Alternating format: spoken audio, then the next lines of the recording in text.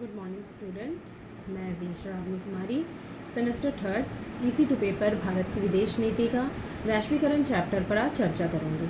इसके पिछले वीडियो में मैंने वैश्वीकरण की परिभाषा, उसके उद्देश्य और उसके पक्ष और विपक्ष में तर्क और उसकी आवश्यकता के कारणों पर चर्चा की थी। तो आज हम इसके राजनीतिक, आर्थिक और सांस्कृतिक प्रभावों के बारे में चर्चा करेंगे।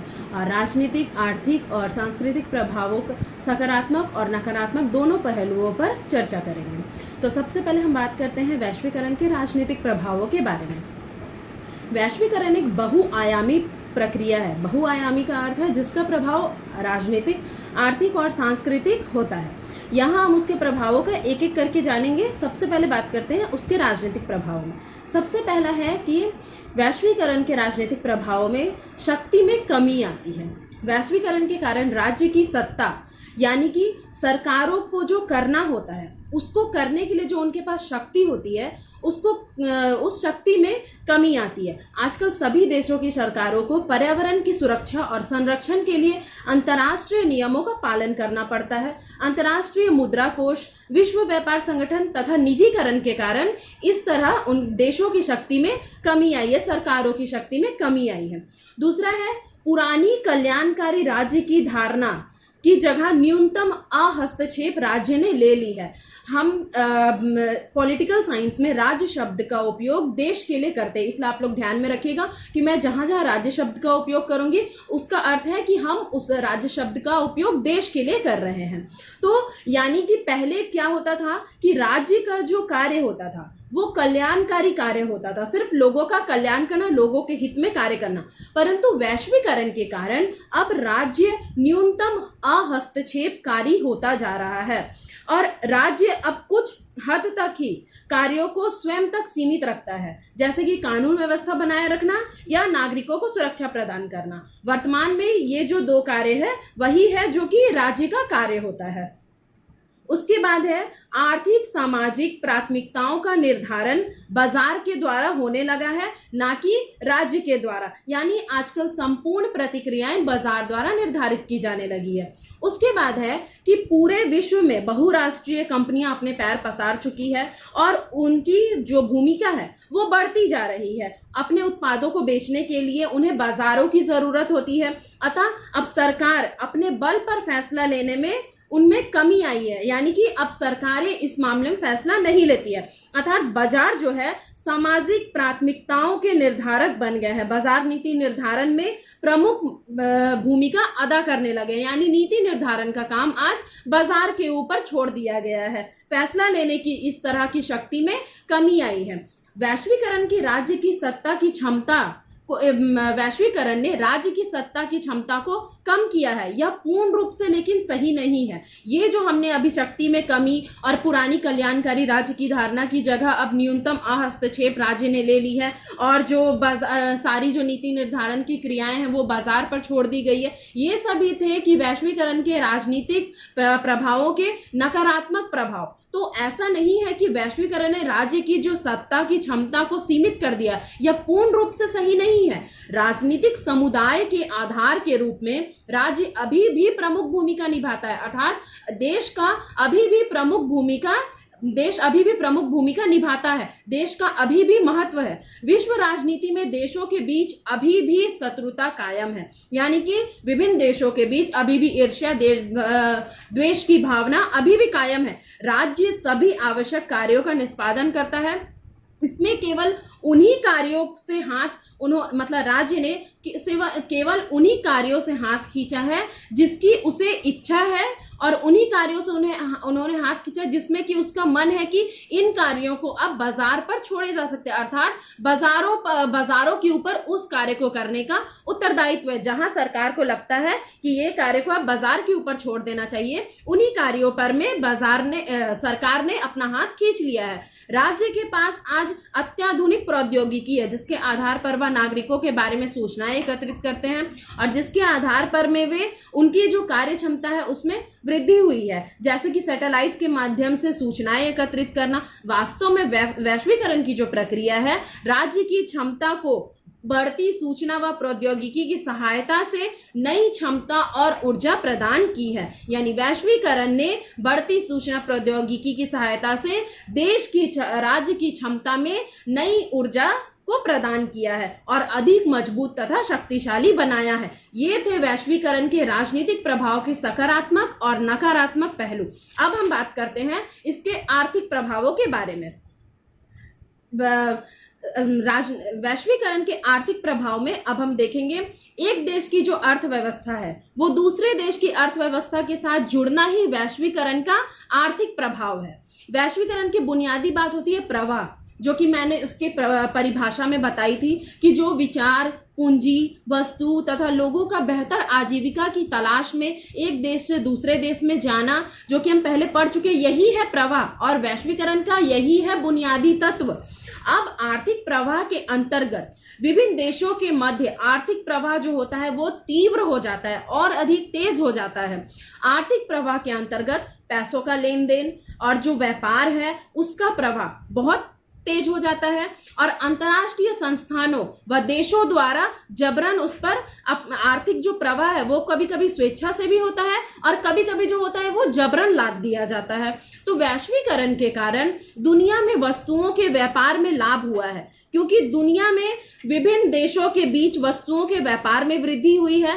आज जो व्यापार में बहुत तेजी आई है, आज एक देश का प्रोडक्ट जो है विभिन्न देशों में जो बेचा जा रहा है, उपलब्ध हो जा रहा है विभिन्न देशों को। इसका कारण है कि वैश्वीकरण से पहले दुनिया भर के विभिन्न राज्यों द्वारा आयातित वस्तुओं पर कठोर प्रतिबंध लगाए जाते थे, जो कि अब क्या कर दिए गए हैं, उन्हें ढीले कर दिए गए, यानी उन प्रतिबंधों को कम कर दिया गया है। पहले व्यापार के नियम बहुत कठोर हुआ करते थे, वस्तुएं जो है दूसरे देश में जाती थी तो उनपे शुल्क बहुत ज्यादा लगाए जाते थे और WTO के यानी वर्ल्ड ट्रेड ऑर्गेनाइजेशन के माध्यम से अब इस शुल्क को कम कर दिया गया है और जो वस्तुओं पर कठोर प्रतिबंध लगाए जाते थे, कठोर ज्यादा शुल्क लगाए जाते थे, वो प्रतिबंध अब कम हो गए हैं और शुल्कों को भी कम कर दिया गया है। एक देश से दूसरे देश में वस्तुएं जो है आसानी से पहुंच जाती है, उनकी कीमतें भी जो है वो कम हो गई है।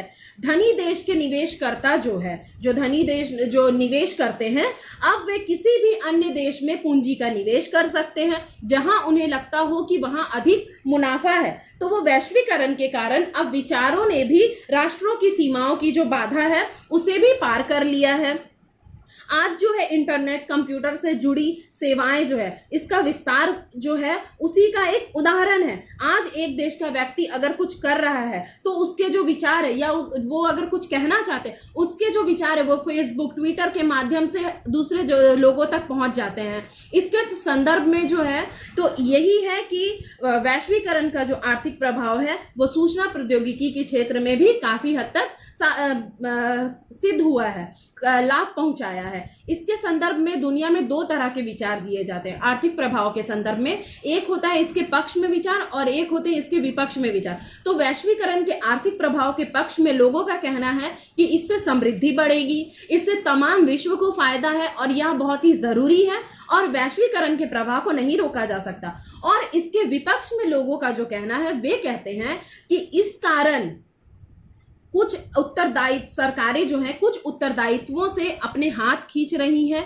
इनका विचार है कि आर्थिक औपनिवेशीकरण से जनता के एक ही तबके को फायदा मिलता है, मतलब एक कुछ हिस्से को ही फायदा मिलता है, जबकि नौकरी तथा जन कल्याण जैसे स्वास्थ्य, शिक्षा और स्वच्छता के लिए सरकार पर आश्रित होने वाले लोग बदहाल हो जाएंगे। तो ये थे आर्थिक प्रभाव के सकारात्मक पहलू, जिससे जो जो हमारे देश को फायदा हुआ है उसके बारे में मैंने आपको बताया। अब हम बात करते हैं कि वैश्वीकरण के आर्थिक प्रभाव के नकारात्मक पहलू क्या क्या है, जिससे कि हमें नुकसान हुआ है। तो पहला है कि वैश्वीकरण के आर्थिक प्रभावों का विश्लेषण करते समय इस बात का ध्यान रखना चाहिए कि प्रत्येक स्थान पर एक समान नीति अपना लेने का मतलब ये नहीं होता है कि एक समान नीति अपना ली जाए तो उसके परिणाम भी एक समान होंगे, ऐसा नहीं है। नीतियां भले सेम हो सकती है पर उसके परिणाम कभी भी सेम नहीं हो सकते। यानी विश्व के अलग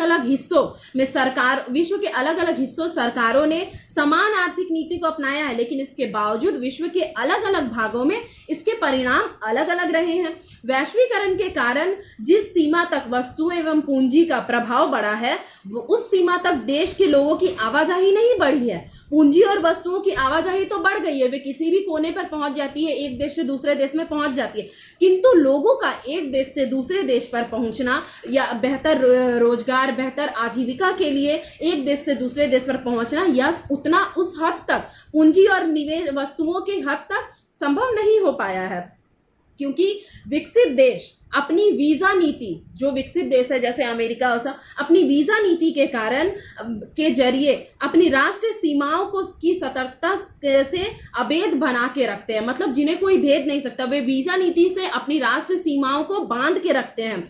वे इस तरह की वीजा नीति बनाते हैं कि कठोर, जिससे कि विकासशील देश के लोग जो है कम से कम वहां पर पहुंच सके, ताकि विकासशील देश के लोग विकसित देश में जाकर उनके नागरिकों की नौकरियों को हासिल ना कर सके, हथिया ना सके।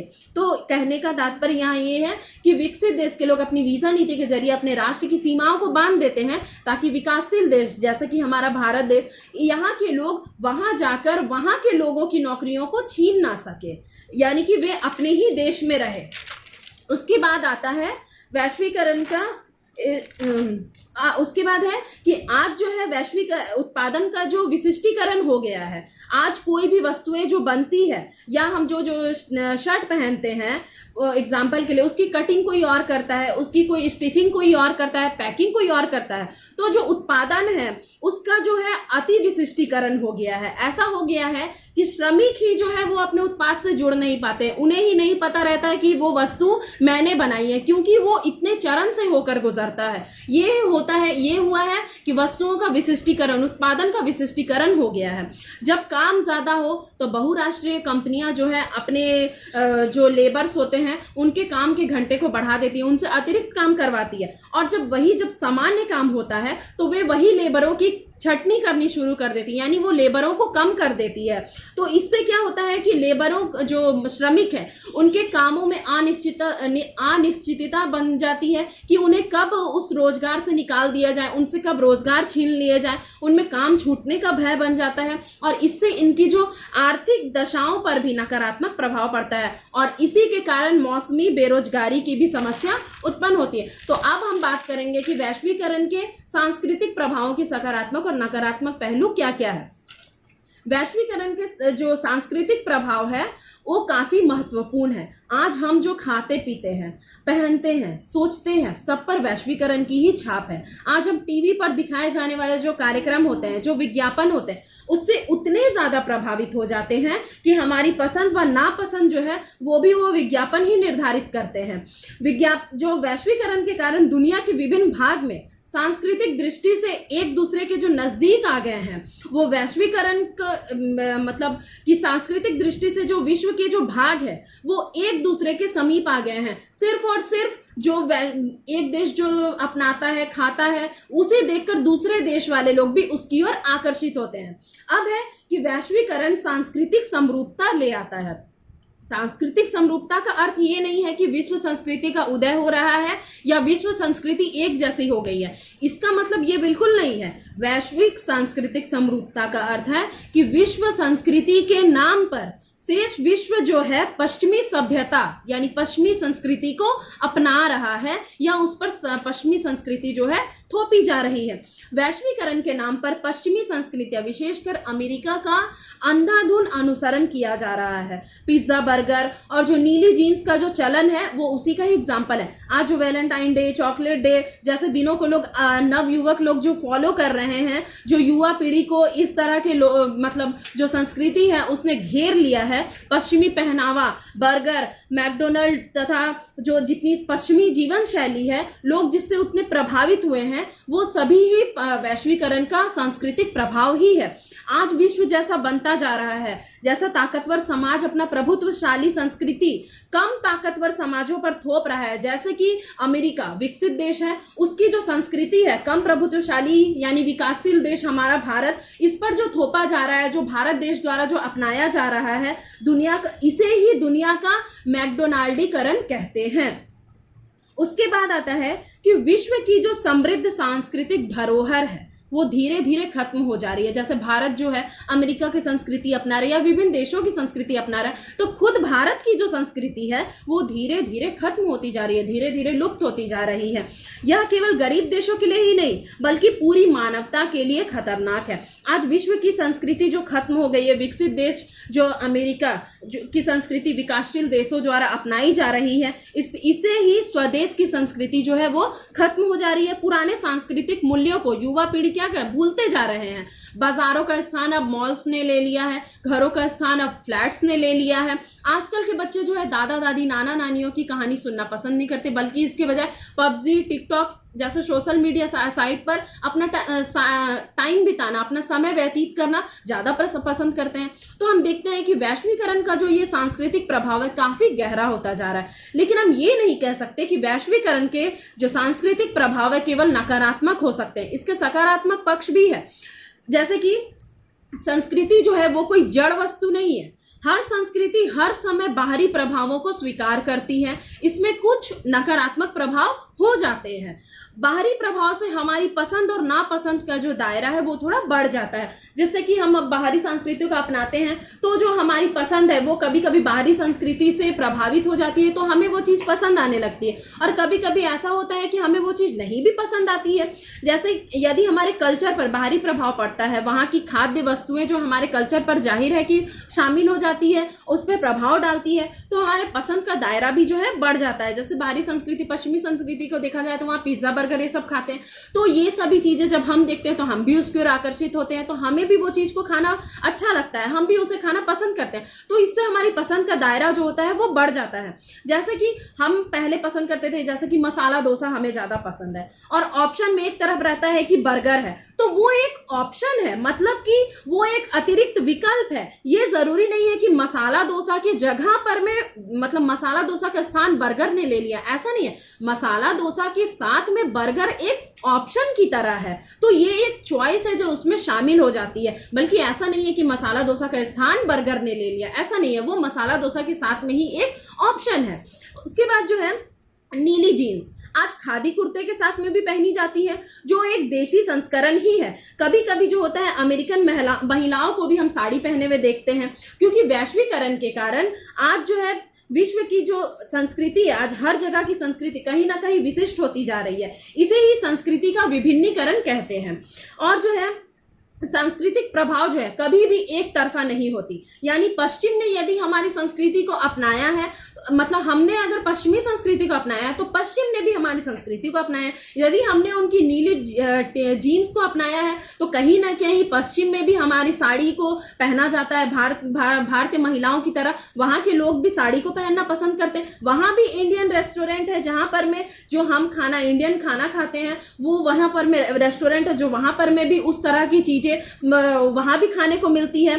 तो इस प्रकार जो है कि भारत के वस्त्र, भारत के खान पान को भी पश्चिमी में देखा जाता है। तो ये थे वैश्वीकरण के सांस्कृतिक प्रभाव के सकारात्मक एवं नकारात्मक प्रभाव। और जो है कि मैं आप लोगों को एक बात बताना चाहूंगी कि यदि आप लोगों को वैश्वीकरण के प्रभावों के बारे में क्वेश्चन आता है तो आप लोगों को सकारात्मक और नकारात्मक दोनों पहलुओं को बताना होगा, तभी आप लोगों को फुल मार्क्स मिलेंगे। ये नहीं कि किसी भी प्रभाव के सकारात्मक पहलुओं को बता दिया, नकारात्मक, तो वो इनकम्प्लीट आंसर होगा। आप लोगों को अगर पूरा फुल मार्क्स अगर गेन करना है तो आप लोगों को सकारात्मक और नकारात्मक दोनों पहलुओं के बारे में आप लोगों को बताना होगा।